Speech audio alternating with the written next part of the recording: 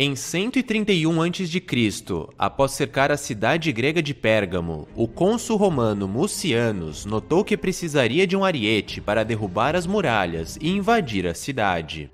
Alguns dias antes, ele havia visto 2 mastros de navio em Atenas e, portanto, ordenou que seus soldados fossem buscar imediatamente o maior deles.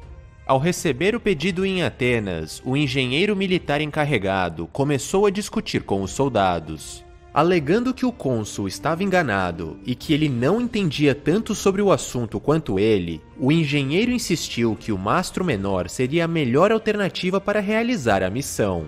Depois de uma longa discussão, os soldados alertaram o engenheiro que ele não deveria discutir com um homem poderoso como Mucianus e que deveria simplesmente engolir os seus conhecimentos e apenas obedecê-lo.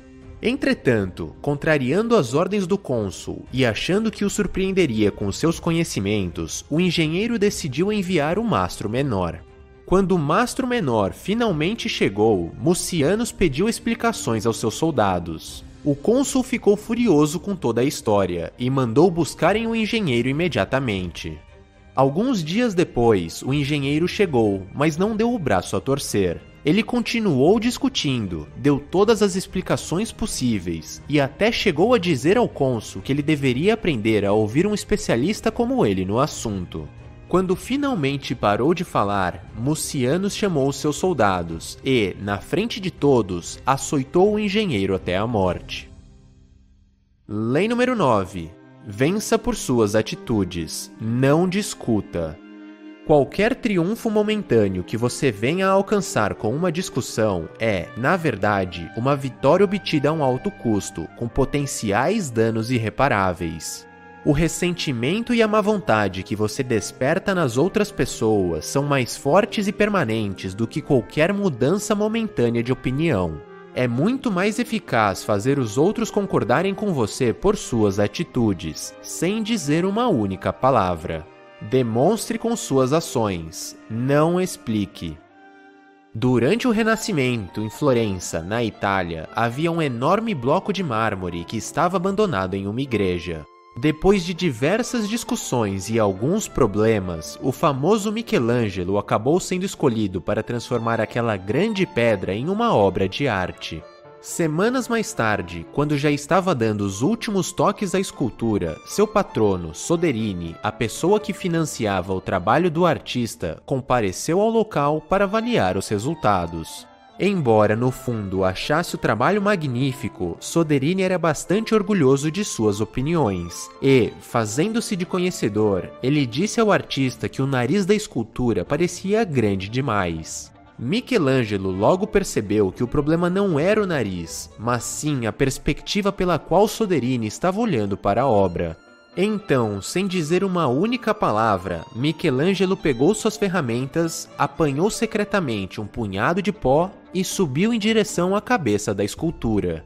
Lá em cima, ele começou a bater inofensivamente no nariz, deixando aos poucos que o pó caísse de sua mão. Ele então pediu para Soderini ir um pouco para o lado, para ver o que achava agora. Surpreendentemente, o patrono respondeu: "Está perfeito, você lhe deu vida." O fato é que Michelangelo não mudou nada no nariz. Ele entendia muito mais sobre arte do que Soderini, e sabia que, se alterasse o nariz, não haveria mais volta. Entretanto, ele era esperto demais para discutir. Michelangelo sabia, desde o início, que se ele discutisse e tentasse convencer o orgulhoso Soderini de que estava errado, ele iria apenas causar problemas e colocar em risco a sua relação e seus futuros negócios. O famoso artista encontrou uma saída muito melhor e venceu a discussão de maneira sutil e indireta.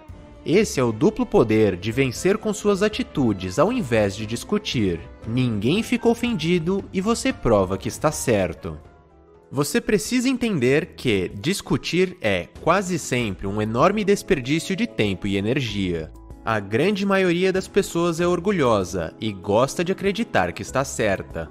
Quando você discute com outra pessoa e tenta provar que está certo e, consequentemente, de maneira indireta, que a outra pessoa está errada, você coloca em dúvida a inteligência, as convicções e as opiniões dessa outra pessoa. Em outras palavras, você a faz se sentir insegura, inferior e até ofendida. E, no fundo, ninguém gosta de se sentir assim. A pessoa provavelmente ficará na defensiva e raramente dará o braço a torcer. Ela pode até chegar a concordar com você, talvez apenas por educação, mas você nunca saberá o real efeito de suas palavras, em especial no longo prazo. No fim das contas, ao discutir e tentar provar que possui a razão, você provavelmente irá apenas gerar ressentimentos, desgastar a relação e pode até causar sérios problemas. No caso do engenheiro, após discutir tanto e tentar provar que estava certo, nem mesmo a eloquência de Sócrates teria salvo sua vida. Uma das maiores vantagens de demonstrar a sua ideia de maneira indireta é que os seus adversários não entram na defensiva e, consequentemente, fica muito mais fácil deles serem convencidos. Fazer eles sentirem na própria pele o que você quer dizer é muito mais eficaz e inteligente do que simplesmente discutir. Certa vez, enquanto denunciava os crimes de Stalin, seu sucessor, Nikita Khrushchev, foi interrompido no meio de seu discurso. Um sujeito que estava no meio do público gritou: "O senhor foi colega de Stalin e presenciou os crimes, então por que não o impediu na época?" Sem conseguir ver quem havia feito a provocação, Khrushchev simplesmente respondeu: "Quem disse isso?" Ninguém abriu a boca, ninguém levantou a mão, nem moveu um músculo. Depois de alguns segundos de tensão e silêncio, Khrushchev disse tranquilamente: "Agora você sabe o motivo."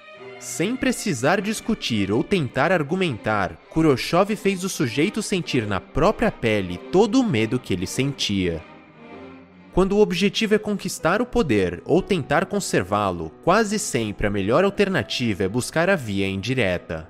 Além disso, você também deve escolher suas batalhas com cuidado. Aprenda a julgar e escolher suas ações, levando em consideração os efeitos que elas terão no longo prazo. Se, lá na frente, não fizer a menor diferença você provar que está certo e a outra pessoa concordar com você, ou então, se o tempo e a experiência puderem fazer essa outra pessoa compreender por conta própria o que você gostaria que ela compreendesse, então talvez seja melhor você nem se preocupar em mostrar algo e tentar convencê-la. Poupe seu valioso tempo e energia e caia fora. Deixe-a aprender por conta própria. Mas, é claro, há o inverso para esta lei. Em algumas situações, argumentar, discutir e até falar demais podem ser estratégias muito eficazes. A discussão pode ser usada para distrair e ocultar as suas intenções, principalmente quando você está praticando a dissimulação ou quando for pego mentindo e trapaceando. Certa vez, Victor Lustig, mestre em aplicar golpes, havia feito diversas vítimas ao redor dos Estados Unidos ao vender, por $10.000, uma caixa esquisita que prometia copiar dinheiro. Ao descobrirem que haviam sido enganadas, as vítimas preferiam ficar em silêncio e não procuravam a polícia, pois, além do constrangimento, correriam o risco de serem presas por tentarem fabricar dinheiro. Entretanto, uma de suas vítimas, o xerife Richards, não aceitou ser enganado e decidiu perseguir Lustig até encontrá-lo no hotel em que estava hospedado. Ao confrontá-lo, o xerife apontou sua arma para o vigarista e gritou furioso: "Você me enganou com aquela maldita caixa." Fingindo não entender o que havia acontecido, Lustig perguntou: "Quer dizer que não está funcionando?" "Você sabe que não está", retrucou o xerife. "Ah, impossível! Você seguiu as instruções direito?" perguntou Lustig. "Eu fiz exatamente o que você me disse para fazer", respondeu o xerife. "Não pode ser. Você deve ter feito algo de errado", Lustig disse. A discussão ficou nesse vai e vem, sem sair do lugar, até que, finalmente, o xerife abaixou a arma. Lustig então começou a usar diversos jargões técnicos sobre o funcionamento da caixa, deixando o xerife inseguro e confuso. Em seguida, Lustig sugeriu: "Vamos fazer assim, você pode ficar com a caixa. Vou lhe dar todo o seu dinheiro de volta, além de todas as instruções corretas por escrito. O que você acha? Você não tem nada a perder." O xerife então ficou muito satisfeito com a proposta, pegou as instruções, o dinheiro e foi embora feliz da vida. Alguns dias depois, enquanto lia o jornal, Lustig encontrou o que queria: uma notícia sobre a prisão do xerife Richards, condenado por passar notas falsas. Notas estas que Lustig havia dado para ele. No fim das contas, Victor Lustig ganhou a discussão, ficou com o dinheiro de verdade e nunca mais foi incomodado pelo xerife.